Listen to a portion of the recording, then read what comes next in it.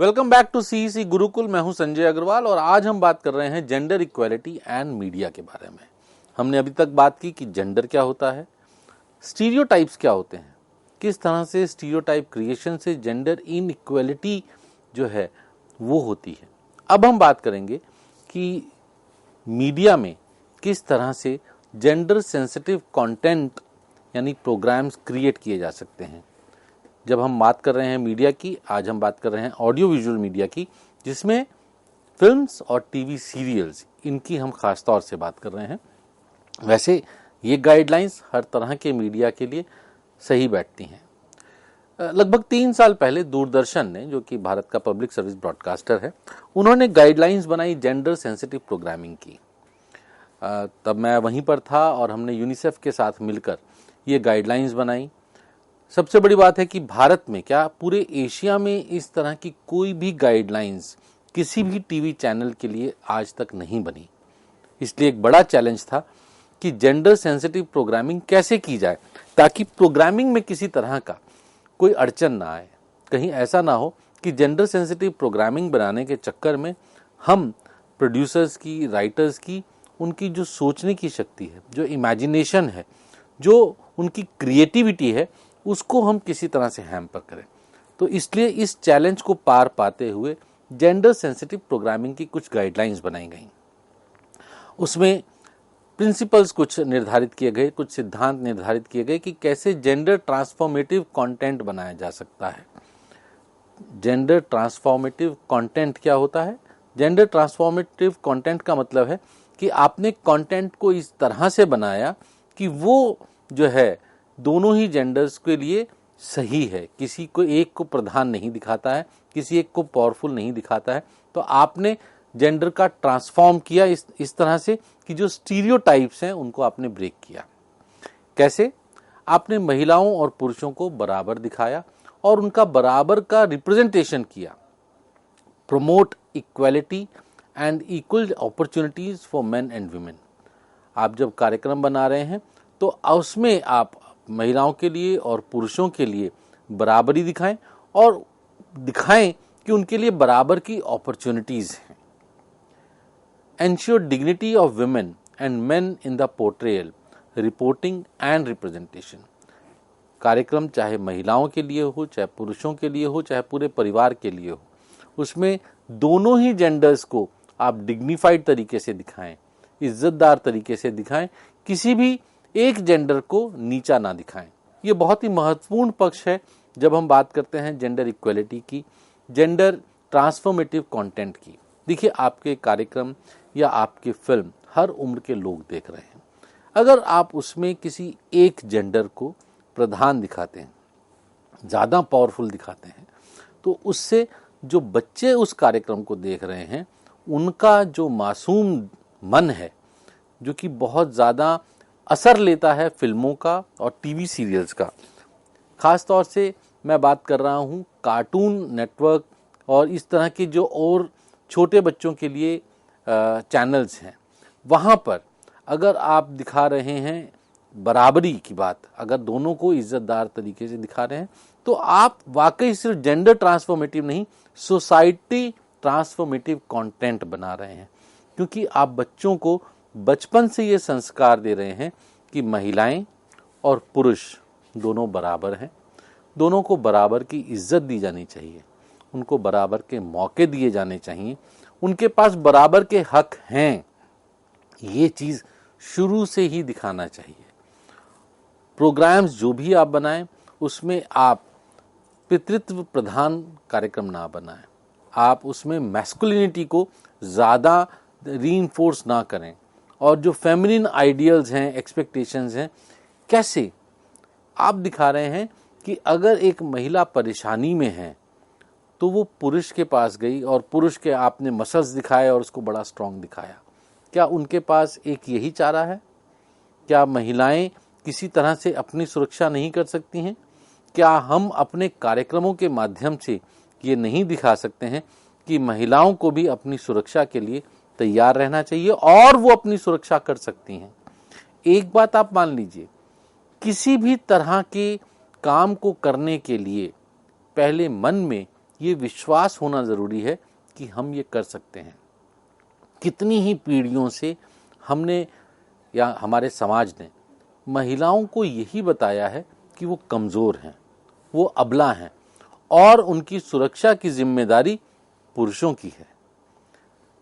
क्या उनके मन में ये विश्वास नहीं बैठ जाएगा कि वो अपनी सुरक्षा नहीं कर सकती हैं? यदि उन पर किसी भी तरह का हमला होगा, चाहे वो शारीरिक हो, मानसिक हो या आजकल साइबर हमला भी हो, उनको ये लगेगा कि वो जो हैं विक्टिम हैं और साथ में विक्टिम तो वो हैं ही, लेकिन साथ में वो कमज़ोर हैं, वो इस परिस्थिति का सामना नहीं कर सकती हैं।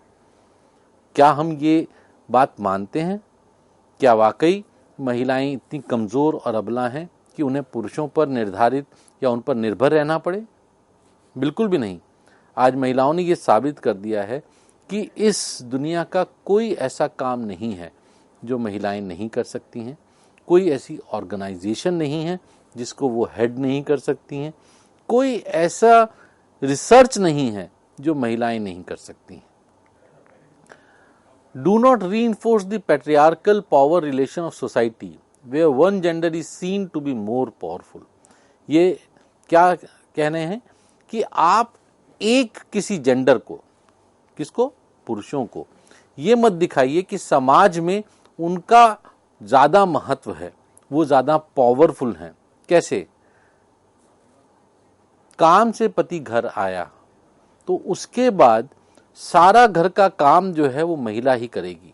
महिला उसको चाय बनाकर दे रही है, महिला ही कुछ फिल्मों में कार्यक्रम में जूते तक उतारती हैं और ये वाकई देखकर बड़ी हंसी आती है कि ये कौन से ज़माने की बात कर रहे हैं। खाना लगाते हुए आप देखिए, खाना लगाते हुए पुरुष बैठा हुआ है, अखबार पढ़ रहा है, महिला खाना लगा रही है। क्या है ये पोजीशन ऑफ पावर है जो कि हम बार बार दिखाते हैं। हम एक जेंडर को पावरफुल दिखा रहे हैं और हम उसमें ये भी दिखा रहे हैं कि दूसरा जेंडर जो है वो सबमिसिव है। उनको सबमिसिव का मतलब है कि उनको यानी महिलाओं को पुरुषों से दबकर रहना पड़ेगा। मैं नहीं कह रहा हूं कि घर का काम करना किसी भी तरह से छोटा काम है। अगर देखा जाए तो शायद महिलाओं से बड़ी मैनेजर कोई होती ही नहीं है। आप एक महीना घर पर रहकर देखिए, पुरुषों से बोल रहा हूं, घर मैनेज करके देखिए और आपको लगेगा दफ्तर ही ठीक है। क्योंकि घर में जिस तरह का काम होता है, घर में जिस तरह की मैनेजमेंट की ज़रूरत पड़ती है, शायद आपको दफ्तर में भी नहीं पड़ती है।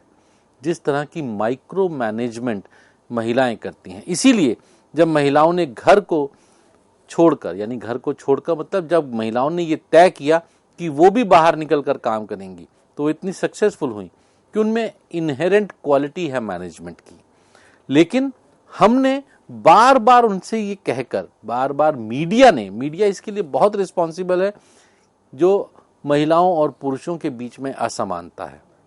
इसीलिए आज हम बात कर रहे हैं कि जेंडर इक्वलिटी और मीडिया के बारे में, कि मीडिया के लोग कैसे जेंडर इक्वलिटी को हासिल करने में मदद कर सकते हैं। तो किसी एक जेंडर के व्यक्ति को पावर ऑफ पोजीशन में मत दिखाइए बार बार। डू नॉट ऑब्जेक्टिफाई women और men with inappropriate and exploitative sexual imagery। कितनी सारी विज्ञापन हम देखते हैं परफ्यूम्स के और डिओड्रेंट्स के, जिसमें कि अर्धनग्न महिलाएं या पुरुष जो हैं, क्या ज़रूरी है ये? क्या कपड़े पहनकर परफ्यूम नहीं लगाई जा सकती है? क्या ऑब्जेक्टिफाई करने की ज़रूरत क्या है? कुछ तो चलिए डिओड्रेंट तो फिर भी समझ में आता है, कुछ तो ऐसे विज्ञापन होते हैं जिनमें यही समझ नहीं आता कि ये क्यों किया गया। ये इसलिए किया गया क्योंकि एडवर्टाइजिंग कंपनीज पिछले 50 साल से ये मानकर चलती हैं दैट सेक्स सेल्स। वो ये मानकर चलती हैं कि जब आप महिलाओं को अर्धनग्न पोशाक में दिखाते हैं तो आपकी एडवर्टीजमेंट ज़्यादा लोग देखते हैं। जब आपकी एडवर्टीजमेंट ज़्यादा लोग देखते हैं तो वो प्रोडक्ट भी ज़्यादा बिकता है। क्या सोच है? मैं ये सोचता हूँ कि जो लोग ये कार्यक्रम बनाते हैं, जो इस तरह की एडवर्टीजमेंट्स बनाते हैं जिनमें पुरुषों को या महिलाओं को ऑब्जेक्टिफाई किया जाता है, क्या सोच होगी उनकी? क्या उन्होंने कभी समाज और परिवार के बारे में सोचा? क्या उन्होंने कभी ये सोचा कि ये एड्स उनके बच्चे भी देख सकते हैं और उनके मन पर क्या बीतेगा, क्या सोचेंगे, किस तरह के लोग, किस तरह के नागरिक वो बनेंगे। अगर मैं एडवर्टीजमेंट्स की बात करूं, जैसे फिल्मों में के लिए एक सेंसर बोर्ड है, वैसे ही क्यों आज तक एक एडवर्टीजमेंट्स के लिए सेंसर बोर्ड बना नहीं है, इस बात की हैरानी है। दूरदर्शन एक ऐसा चैनल है जहां पर कोई भी एड जाती है उससे पहले उसको एक सर्टिफिकेट दिया जाता है, उसको देखा जाता है, प्रीव्यू किया जाता है और निर्धारित किया जाता है कि ये एड दूरदर्शन पर जाने लायक है या नहीं, क्योंकि दूरदर्शन का जो कोड है, एडवर्टाइजिंग कोड, अगर वो एड उसके हिसाब से नहीं है तो उस एड को, उस विज्ञापन को रोक दिया जाता है। और उस कोड में ये बिल्कुल साफ साफ लिखा हुआ है कि महिलाओं को आप जो है इनडिग्निफाइड तरीके से नहीं दिखाएंगे, आप उन्हें ऑब्जेक्टिफाई नहीं करेंगे। जब आप किसी महिला को इस तरह से दिखाकर एक विज्ञापन बनाते हैं तो आप महिला को एक व्यक्ति से एक वस्तु बना देते हैं, और ये मैं कह सकता हूं कि एक बहुत बड़ा इंटेलेक्चुअल क्राइम है। और इसलिए जब आप जेंडर सेंसिटिव कार्यक्रम बनाना चाहते हैं, फिल्में बनाना चाहते हैं, टीवी सीरियल्स बनाना चाहते हैं, एड्स बनाना चाहते हैं, तो आपको ये बात ध्यान रखनी चाहिए, यूज जेंडर न्यूट्रल और सेंसिटिव लैंग्वेज। जैसे मैंने बात की जेंडर न्यूट्रल, बहुत सारे शब्द ऐसे हैं जो अब, जैसे पहले एक्ट्रेस बोलते थे, हीरोइन बोलते थे, अब महिलाओं और पुरुषों दोनों के लिए एक्टर शब्द का इस्तेमाल होता है, क्योंकि दोनों ही एक्टिंग कर रहे हैं। तो इसमें एक्ट्रेस और एक्टर क्या है, तो उसमें आपको जेंडर निर्धारित करने की आवश्यकता नहीं है। इसलिए बहुत सारे शब्द ऐसे हैं जिनको कि अब धीरे धीरे डिक्शनरी से अलविदा कहा जा रहा है, अच्छे चैनल्स द्वारा, अच्छे लोगों द्वारा, अच्छे कार्यक्रम बनाने वाले, अच्छी सोच वाले लोगों के द्वारा। वो जानते हैं कि धीरे धीरे जब ये शब्दावली बदलेगी तब सोच बदलेगी, जब सोच बदलेगी तो समाज बदलेगा, देश और दुनिया बदलेगी। इसलिए जेंडर न्यूट्रल और सेंसिटिव लैंग्वेज का इस्तेमाल किया जाता है। पहले जब हम बात करते थे तो हम सिर्फ बच्चों के लिए जब बात करते थे हम ही बोलते थे, he is going to be such and such thing, such and such person. हम शी के बारे में बोलते ही नहीं थे। आज जो है हम शी बोलते हैं, या फिर जब लिखने में होता है तो S/ही लिखते हैं कि वो पुरुष भी, बच्चा भी हो सकता है, बच्ची भी हो सकती है। इस तरह से एक जेंडर न्यूट्रल और सेंसिटिव भाषा का नए नए प्रयोग हो रहे हैं, नया नया इस्तेमाल हो रहा है, और वो आपको अपने कार्यक्रम में जरूर करना चाहिए। अब हम बात करते हैं, एक चेकलिस्ट बनाते हैं कि जब आप जेंडर सेंसिटिव कार्यक्रम बनाएं, फिल्म, टीवी सीरियल, एड, कुछ भी बनाएं, तो किन किन चीजों का आप ध्यान रखें। जो हमने अभी तक बात की वो सिद्धांत थे, अब आपको एक चेकलिस्ट बना लीजिए। Content is reflecting the gender role diversity in social, professional and family activities. कैसे? ऑटो ड्राइवर, जरूरी नहीं कि ऑटो रिक्शा ड्राइवर पुरुष ही हो, महिलाएं भी हो सकती हैं। टैक्सी ड्राइवर्स महिलाएं भी हो सकती हैं। इसी तरह से घर में खाना लगाने का काम आप अपने कार्यक्रम में दिखा सकते हैं, पुरुष कर रहा है। महिला दफ्तर से आई तो पुरुष ने चाय बना कर दी, कोई इसमें शर्म की बात नहीं होनी चाहिए। एक डिटर्जेंट पाउडर है, उसकी एड अगर आप देखेंगे तो उन्होंने बहुत अच्छी एड्स बनाई हैं, जिसमें जो है माता पिता ये सोच रहे हैं कि हमने अपने लड़के को क्यों नहीं काम करना सिखाया, हमने अपने लड़के को क्यों नहीं कपड़े धोने सिखाए, जब वो अपनी बेटी को सफ़र करते हुए देखते हैं। जी हाँ, इसमें कोई शक की बात नहीं है कि हम तभी बदलते हैं जब हमारे ऊपर सीधा उसका प्रभाव पड़ता है। तो प्रोफेशनल डॉक्टर जो है वो सिर्फ पुरुष ही क्यों होंगे, नर्स सिर्फ महिलाएं ही क्यों होंगी। आज जब आप हॉस्पिटल में जाते हैं तो बहुत सारे नर्स जो हैं पुरुष होते हैं, बहुत सारी महिलाएं जो हैं वो डॉक्टर हैं। तो बहुत कुछ बदल गया है और आपको ये बदलाव अपने कार्यक्रमों में दिखाना चाहिए। आजकल आर्मी, एयरफोर्स, नेवी में भी महिलाओं को दिखाया जाता है। आर्मी, एयरफोर्स, नेवी ने भी अपने नॉर्म्स को बदला है। तो इस तरह से जब समाज बदल रहा है, आपके कार्यक्रम में भी ये चीज बदलनी चाहिए। जेंडर रोल जो है, जरूरी नहीं है कि मोटरसाइकिल जो है वो सिर्फ एक पुरुष ही चलाएगा, वो महिला भी चला सकती है। महिला सिर्फ स्कूटी चलाएगी या स्कूटर ही चलाएगी, ये दिखाना गलत है। ये स्टीरियोटाइपिंग है जिसको कि आपको बढ़ावा नहीं देना चाहिए। अगर आप एक जेंडर सेंसिटिव कार्यक्रम बनाना चाहते हैं, अगर आपको लगता है कि आप अपने समाज के बारे में चिंता करते हैं, उसके बारे में अपना दायित्व निभाना चाहते हैं, तो आपको जेंडर सेंसिटिव कार्यक्रम बनाने चाहिए और इन चीज़ों का ध्यान रखना चाहिए। आप फुटबॉल खेलते हुए सिर्फ लड़के को ही क्यों दिखाएं, लड़की को क्यों नहीं दिखा सकते, है ना। एक चॉकलेट की ऐड थी जिसमें कि पहले एक पुरुषों के क्रिकेट में जो बैट्समैन है, तब बैट्समैन बोलते थे, उसने छक्का लगाया और एक लड़की जो है वो नाचते हुए चॉकलेट खा रही है। लेकिन मुझे बड़ी खुशी हुई जब मैंने पिछले दिनों देखा कि अब उसी कंपनी ने एक ऐड बनाई जिसमें कि एक महिला जो बैटर है वो छक्का लगाती है और एक पुरुष नाचते हुए चॉकलेट खा रहा है। ये है वो बदलाव जो कि मीडिया में आना चाहिए। उस कंपनी की भी मैं तारीफ करूंगा जिसने इस ऐड को बदलते हुए वक्त के साथ बदला है।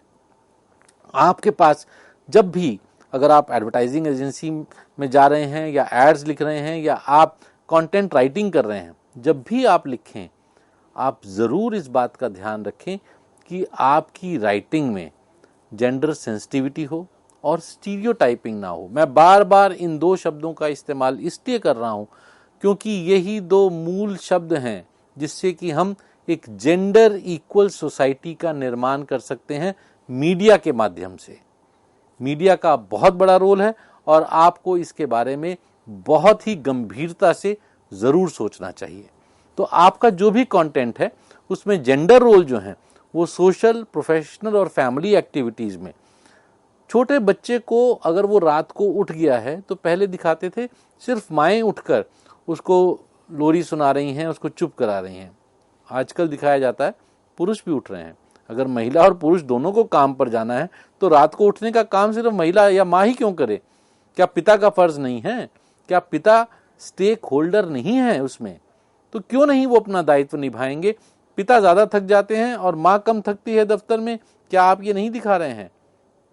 इसलिए छोटी छोटी जो आप चीजें करते हैं उनका क्या असर होता है, इस बात को ध्यान में रखिए।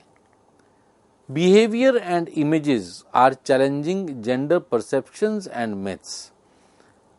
जो बिहेवियर है, जैसे मैंने बात की, दिखाते हैं कि महिलाएं वो षड्यंत्र करती हैं, वो हमेशा टिप टॉप रहती हैं, जैसे उनका घर में कोई काम नहीं है, बाहर कोई काम नहीं है, उनका काम सिर्फ षड्यंत्र रचना है।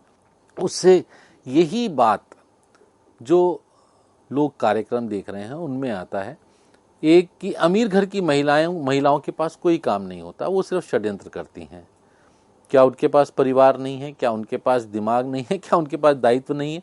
क्यों इस तरह की स्टीरियोटाइपिंग हम करते हैं? क्यों इसी तरह की एक बार बार लगातार पिछले 20 साल से एक विशिष्ट कंपनी के जितने भी सीरियल्स हैं उनमें आप देखिए, जो कैमरा है वो एक बार एक चेहरे पर जाएगा, फिर दूसरे चेहरे पर जाएगा, लाउड सा म्यूजिक आएगा, बार बार उस स्टीरियोटाइपिंग को, उन इमेजेस को, उन बिहेवियर को दिखाया जाता है और इससे देखने वाले के मनोमस्तिष्क पर एक तरह का असर पड़ता है। सो आपने जो depiction of stereotypical sexual identities orientation is avoided, आपके कार्यक्रम में आपको ये दिखाना चाहिए। एंश्योर ड्रेसिंग और अपीयरेंसेस बाय वेरियस एक्टर्स और presenters to avoid strengthening gender stereotype. एक विशिष्ट तरीके से कपड़े पहनना जो है वो एक जेंडर के साथ आप एसोसिएट ना करें। आजकल क्रॉस ड्रेसिंग की बात होती है और मैं कहूँगा कि अभी भी बहुत से लोग इसके साथ कंफर्टेबल नहीं हैं। क्या है क्रॉस ड्रेसिंग? क्रॉस ड्रेसिंग है जब पुरुष जो हैं वो महिलाओं जैसा समाज ने निर्धारित किया है। ऐसा नहीं है कि जो लड़कियां हैं वो एक विशिष्ट तरीके के कपड़े पहनकर पैदा होती हैं। समाज ने निर्धारित किया कि ये जो पिंक कलर है ये लड़कियों के लिए है, ये ब्लू कलर लड़कों के लिए है। कौन से धर्म ग्रंथ में ये लिखा हुआ है कि नीला रंग लड़कों का है और गुलाबी रंग लड़कियों का है? ये समाज ने निर्धारित किया है कि जब पिक्चरों में भी दिखाते हैं, सीरियल्स में भी दिखाते हैं कि अगर छोटी बच्ची का कमरा है तो उसको पिंक दिखाते हैं। छोटे बच्चे का कमरा है यानी लड़के का कमरा है तो ब्लू दिखाते हैं, नीला दिखाते हैं। क्यों? हमने रंगों को भी बांट दिया लड़का और लड़की में। कपड़े तो छोड़िए, मतलब हमने ये निर्धारित कर दिया कि लड़की को गुलाबी रंग पसंद होना ही चाहिए। क्यों? और अगर कोई लड़की कहती है कि नहीं मुझे नीला रंग चाहिए, तो माँ बाप को लगता है कि इस लड़की के साथ कुछ गलत है, क्योंकि उनको पिछले 50 साल से यही बताया जा रहा है कि लड़कियों को गुलाबी रंग ही पसंद होना चाहिए, लड़कों के लिए नीला रंग बना है। नहीं, प्रकृति ने सब रंग सबके लिए बनाए हैं, किसी को भी कोई सा भी रंग पसंद आ सकता है। तो हमने क्यों निर्धारित कर दिया, हमने ये बंटवारा क्यों कर दिया कि नीला रंग लड़कों के लिए है और गुलाबी रंग लड़कियों के लिए है? हमने ये क्यों निर्धारित कर दिया कि पैंट्स सिर्फ लड़के पहनेंगे, साड़ी सिर्फ लड़कियां पहनेंगी, स्कर्ट सिर्फ लड़की पहनेंगी, सलवार सिर्फ लड़कियां पहनेंगी? क्यों? किसी धर्म ग्रंथ में नहीं लिखा, किसी जगह नहीं लिखा। अगर किसी का मन है तो वो वैसा करना चाहे तो क्या गलत है? इसी को कहते हैं क्रॉस ड्रेसिंग, जब एक विशिष्ट जेंडर के लोग दूसरे जेंडर के कपड़े पहनना चाहें।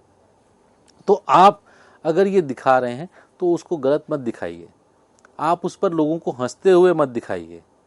आप अगर किसी लड़के ने गुलाबी रंग की कमीज पहनी है तो आप कैसे दिखाया जाता है उनको फिल्मों में कि अगर लड़के ने गुलाबी रंग की कमीज पहनी है तो उसका व्यक्तित्व लड़कियों जैसा है ना। हम उनकी जो शरीर की हाव भाव हैं वो भी लड़कियों जैसे दिखाते हैं, बहुत ही फेमिनिन दिखाते हैं। लेकिन ये हाव भाव फेमिनिन होते क्या हैं? कौन से हाव भाव में लिखा है कि ये फेमिनिन ही होंगे और कौन से हाव भाव में लिखा है कि ये पुरुष के ही होंगे? क्या पुरुष रो नहीं सकते हैं? क्या आपको पता है कि एक अलग तरह का मूवमेंट चल रहा है जहां पर पुरुषों के लिए भी ये कहा जा रहा है इट्स ओके टू क्राई, वो आप भी रो सकते हैं। क्योंकि ये देखा गया कि जो पुरुष हैं वो अपने इमोशंस को बॉटल्ड अप रखते हैं, किसी के साथ शेयर नहीं करते हैं ताकि वो कमजोर ना दिखें।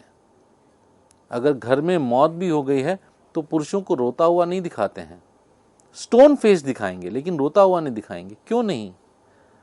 क्यों नहीं पुरुष रो सकते? क्या उनकी आंखों में आंसू नहीं आते हैं? क्या पुरुष को अगर चोट लगे तो दर्द नहीं हो सकता है? Social, family and religious rituals are shown in progressive way to question the myths of gender identity. बहुत सारे जो नॉर्म्स हैं, रिलीजियस रिचुअल्स हैं जो समाज ने निर्धारित किया है, एक काम एक पर्टिकुलर जेंडर के लिए, आप उसको ना दिखाएं। Principle of gender equality in terms of power, role, money and respect for different gender. आप इस सिद्धांत का पालन करें कि जब आप पावर दिखाएं, आप ऑफिस में बॉस जो है वो महिला को दिखा सकते हैं, आप नर्स एक पुरुष को दिखा सकते हैं, आप महिला को घर का पूरे पैसे का हिसाब किताब रखते हुए और कमाते हुए दिखा सकते हैं। इस तरह से आप डिफरेंट रोल्स दिखा सकते हैं। आप ये दिखा सकते हैं कि महिला जो है डाइनिंग टेबल पर बैठकर बच्चों से बात कर रही है और पुरुष खाना लगा रहा है। आप उससे एक बहुत बड़ा संदेश दे रहे हैं।